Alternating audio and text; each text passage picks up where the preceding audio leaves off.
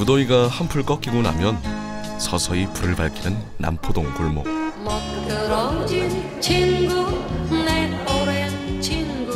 해가 지자 사람들의 발걸음이 이어지는데요. 이곳에 친구를 부르고 술을 부르는 숨은 맛이 있습니다. 근데 그 맛은 우리가 누가 어떻게 정확하게 표현하라 그러면 정확하게 표현하실 분들이 흔치 않을 겁니다. 근데 씹는 맛, 또 그 냄새, 그리고 또 한번 찢는 맛, 아주 깊은 맛이 골고루 갖춰진 그런 음식 같습니다. 사람 사는 냄새를 풍기는 서민 생선. 오래 알아온 친구처럼 친숙하고 그리운 골목 선술집의 숨은 고수인데요.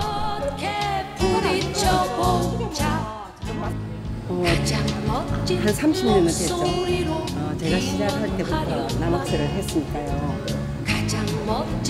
남학스는 맥주 손님이 잘 찾았어요. 맥주 안주에는 남학스가 최고죠. 추억을 부르고 친구를 불러 모으는 녀석. 부르는 이름에 따라 매력이 각양각색인 붉은 메기를 만나봅니다.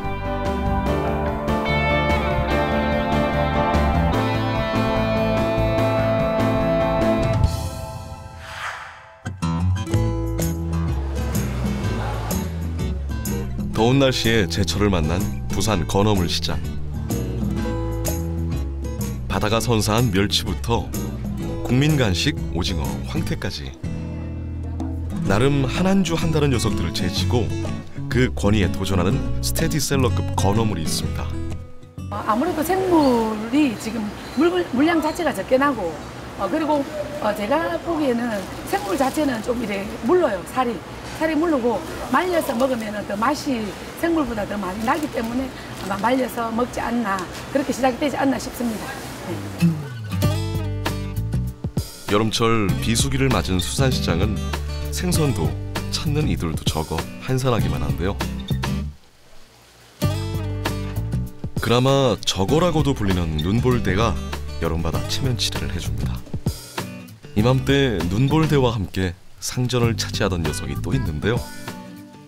남학스가 옛날에는 많이 흐렸는데 요새는 이 어종이 귀하다 보니까 조금 비싸졌습니다. 그리고 또 이 남학스는 이 잡내가 안 나기 때문에 사람들이 많이 선호를 합니다. 비린내가 나지 않아 옛날엔 막 잡은 생선을 탕과 조림으로 즐겨 먹었던 붉은 메기. 발에 치일 정도로 흔해 귀한 줄 몰랐던 녀석. 그러나 이젠 얼굴 구경조차 쉽지 않습니다. 어떻게 썰느냐면요, 이걸 탕도 해먹고요, 구이도 해먹고, 전도 붙이고, 그리고 포를 해갖고 맥주 안주라든지 금포도 합니다, 이거. 이곳은 부산 공동어시장. 없는 생선 없이 다 모이는 부산 공동어시장에선 매일 경매사의 목소리로 아침을 엽니다. 질 좋은 수산물들을 차지하려는 눈치 싸움과 손놀림으로 오늘도 분주한데요. 딱 보기에도 얼마 되지 않는 수산물. 오늘은 수심 100m에 사는 심해 어종 눈볼대만이 중매인들의 아쉬움을 달래줍니다. 예, 요즘은 여름철이 돼서 사실은 비수기입니다. 비수기고 선망도 음력 19일 날 오늘 출항을 하고 그렇기 때문에 사실은 고기가 많이 없습니다. 그런데 지금 공교롭게도 웻거리들이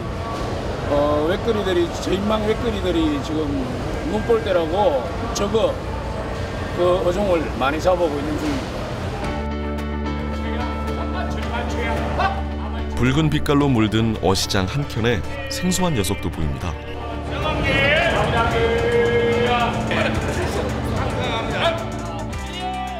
눈볼대와 함께 웻거리 저인망 어선에서 잡힌 이 녀석이 바로 붉은 메기.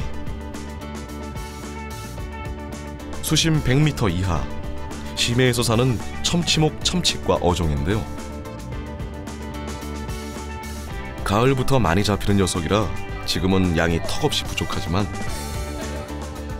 그래서 더욱 귀한 대접을 받고 있습니다. 가격대는 뭐 10만 원 정도에서 시작해서 뭐 작은 거는 뭐 5만 원까지도 나가고 최고 상품은 막 15만 원까지도 나가고 그렇습니다. 메기는 저인망 외거리 그쪽에서 많이 잡아오고 있습니다. 사람들이 좀 많이 찾는 편인가요? 예, 많이 찾고 있습니다. 아무래도 메기는 말려 먹어도 되고 여러 용도로 사용하기 때문에 아마 소비자들이 많이 찾고 있는 걸로 알고 있습니다. 붉은 메기는 보통 꾸덕하게 말려서 먹곤 하는데요. 경상도 지역에선 집안 대소사에 빼놓을 수 없는 전의 재료이기도 합니다. 그래서 달콤한 기름 냄새와 함께 중장년층에게 추억 어린 맛으로 기억되고 있습니다. 붉은 메기는 내장과 뼈를 제거하고 깨끗하게 씻어 염장한 뒤에 말리는 게 중요한데요.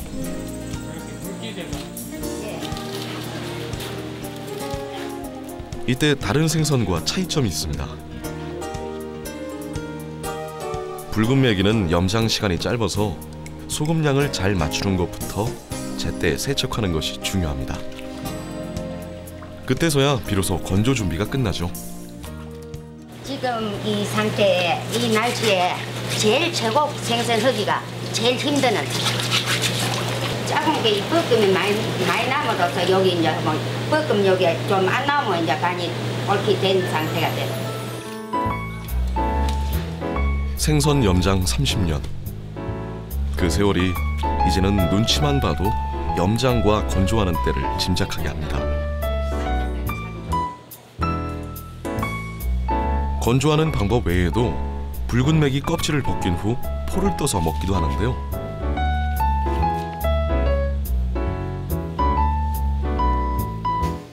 붉은 메기 살로 포를 떠서 부친 붉은 메기전은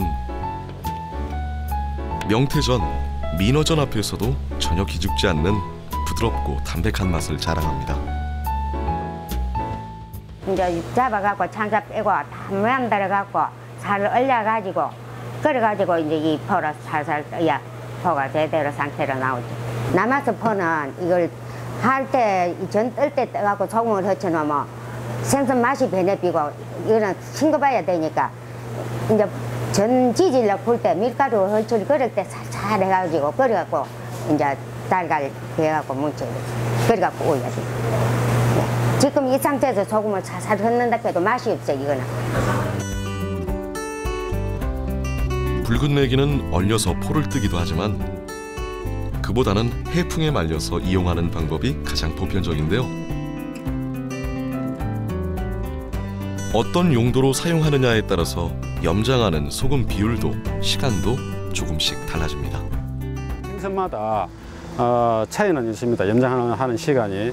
그래서 이제 남학생 같은 경우에는 통상적으로 1시간 반에서 2시간 사이에 이제 염장이 끝이 나고, 그것도 이제 저희 어머님께서 이제 염장이 끝났으니까 이제 씻으라고 하면 그때 돼서 저희들이 이제 나름대로 이제 시간을 보고 지금 그 염장을 하고 있습니다.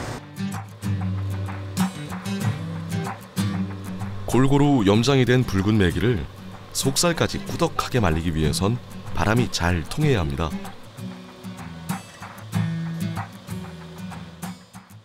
예, 나무젓 깎고 큰 사이즈는 이 나무젓 깎고 모자랍니다. 큰 거는 그때는 대나무로 써야 됩니다. 다른 생선보다도 건조 과정이 길기 때문에 정성도 배로 들어가죠. 그리고 그 정성은 곧 맛이 됩니다. 남학생 같은 경우에는 일반 고기와 달라서 건조 과정 시간이 조금 깁니다. 예, 조금 길고, 그래서 이제 일반적으로 하게 되면 보통 이제 하루 반 정도 되는데 남학생 같은 경우에는 반나절 정도 더 길게 잡아서 일수로서는 보통 한 3일 정도를 잡아야 깨끗하게, 예, 자연 건조가 잘 하고 때깔도 좋고 제대로 된 상품이 나옵니다.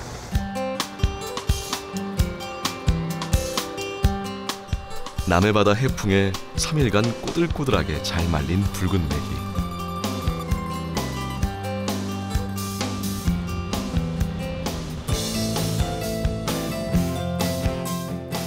붉은 메기의 참맛을 아는 사람들은 말려서 찜으로 즐겨 먹는데요.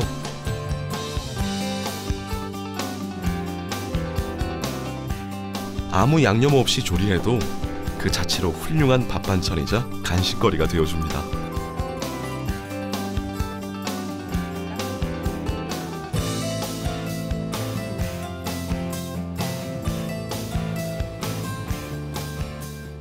근데 이 여름 고기 찌고 잘 말란 거라.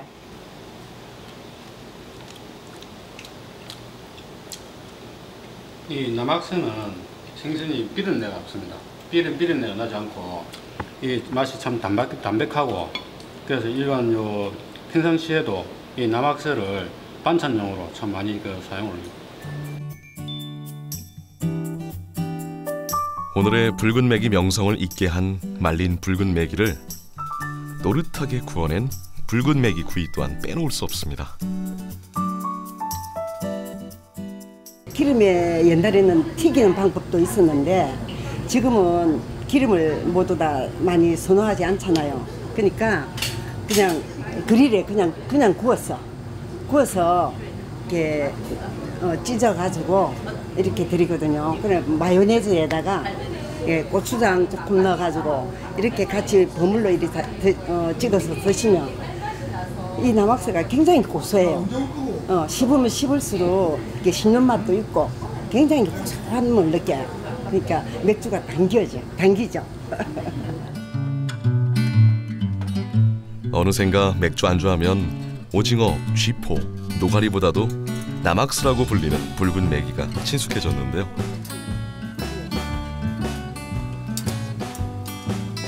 국민 생선들의 어획량은 줄어들고 독특한 식감은 주목받게 되면서 붉은 메기가 빛을 보기 시작했습니다.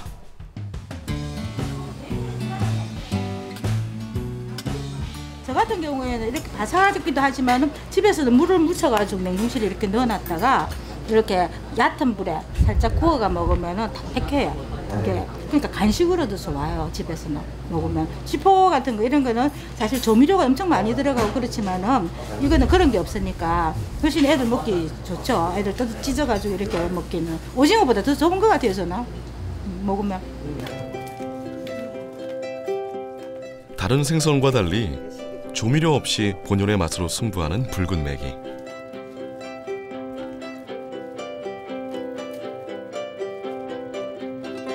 특히 말린 붉은 메기는 오랜 시간 건조로 그 특유의 감칠맛이 입안에서 오래 머무는데요. 그래서 몇 년 전부터 붉은 메기를 찾는 이들이 늘어났습니다. 남학수는 질감은 좀 부드럽습니다. 오징어보다는 상당히 부드럽고요. 좀 이가 좀 불편하신 분도 먹기가 좀 편한 질감인데 맛은 오징어하고는 좀 다릅니다. 그러나 깊은 맛은 있어요. 왜냐하면 오징어는 드라이하고 말리는 과정에서 오래 가야 되지만 남학수는 더 오래 가야 돼요. 더 오래 가면서도 건조하는 방법이 좀 다른지 깊은 맛이 있습니다. 우리나라 토종 된장국에 비유하면 되겠습니다. 네. 말로 표현하기는 좀 힘들고요.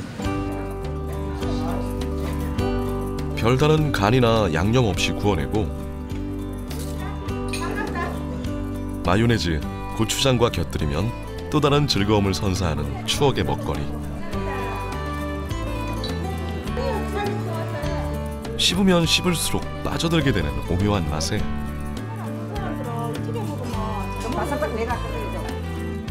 오늘도 사람들은 붉은 메기 안주와 함께 추억이 하나 더 늘어갑니다.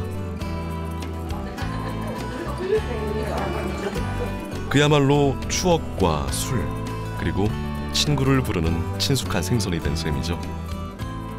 쥐포 같은 경우는 조미가 되어 넣어서 여기 뭐 여러 가지 맛이 나타나는데 그러면서 결국 나중에 비린내도 조금 나요. 쥐포는. 근데 이런 거는 먹으면 비린내 안 나거든요. 그냥 담백해요. 순수한 맛을 느끼는 거죠. 예.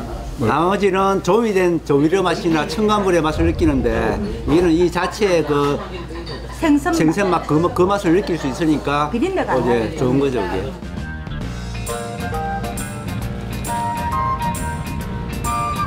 흔했던 붉은 메기가 귀해지면서 이제는 바다 조금 더 가까이 가야 붉은 메기 생물의 제대로 된 맛을 느낄 수 있는데요. 예전부터 경남 사천 신수도 주민들은 붉은 메기로 매운탕을 끓여 먹곤 했습니다. 지방 성분이 거의 없어 담백하면서도 고소한 맛이 난다는데요. 이제는 시원한 맛으로 관광객까지 불러 모으고 있습니다. 시원해요. 이 생거는 처음 먹어봤거든요. 생거는. 근데 이제 말린 거는 먹어봤는데 옛날에 어렸을 때 먹어봤는데 이거는 지금 완전히 생거기 때문에 국물이 굉장히 시원하네요. 시원하고 구수하고. 얼큰하고요, 담백하고 엄청 맛있습니다. 저는 진짜 처음 먹어보는데 이런 고기 맛은 처음 봤어요. 그래서 너무 맛있게 지금 먹습니다.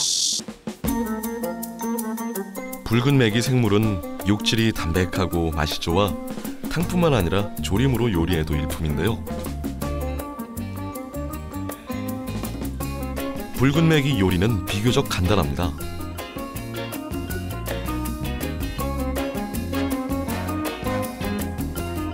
먼저 간장과 고춧가루 그리고 무를 넣고 끓이다가 붉은 메기를 넣고 자작하게 끓여줍니다. 무가 반쯤 익었을 때까지 국물이 서로 같이 양념이 섞여서 졸여지고 나면 너무 큰 대구는 살이 두꺼워서 양념이 안 배이니까 조금 작은 생선으로 조림을 하고 큰 사이즈는 탕을 하고요.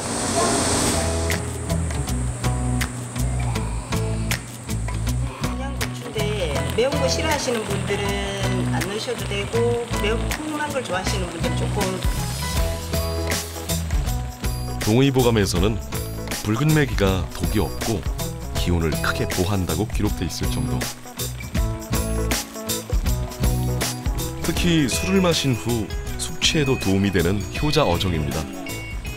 어린 아이들 같은 경우는 조림을 좋아하고요. 달콤하고 하니까 조림을 좋아하고 어른들 같은 경우는 시원한 탕을 좋아하고요. 칼칼한 붉은 메기 매운탕은 생선을 먼저 넣고 끓여주다가 고춧가루와 소금, 된장, 그리고 각종 채소를 넣어 끓여내면 되는데요. 육수 좀 시원하게 해주고 단맛이 나거든요. 붉은 메기 자체에서 우러나오는 육수 때문에 시원한 맛이 일품인 붉은 메기 매운탕.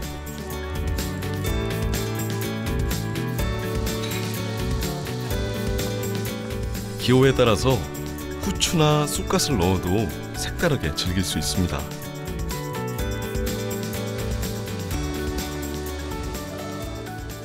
예전에는 많이 잡히고 흔하니까 쉽게 이 음식을 먹고 쉽게 접했는데 이렇게 밖에만 나가도 치일 정도로 많았다 하더라고요. 근데 모든 어획이 바다에 있는 생선 자체 어획량도 줄었지만 여기 지금 얘기하는 바다대구 이것도 양이 줄다 보니까 점점 접하기도 멀어지고 저희 같은 경우는 이 음식을 한다고 이걸 마음 먹고 구입을 하니까 이거를 접하는 거고요. 제가 또 이 생선 자체의 시원한 맛 때문에 이걸 고집하는 거고 그냥 일반적으로 접하기는 조금 많지는 않아요.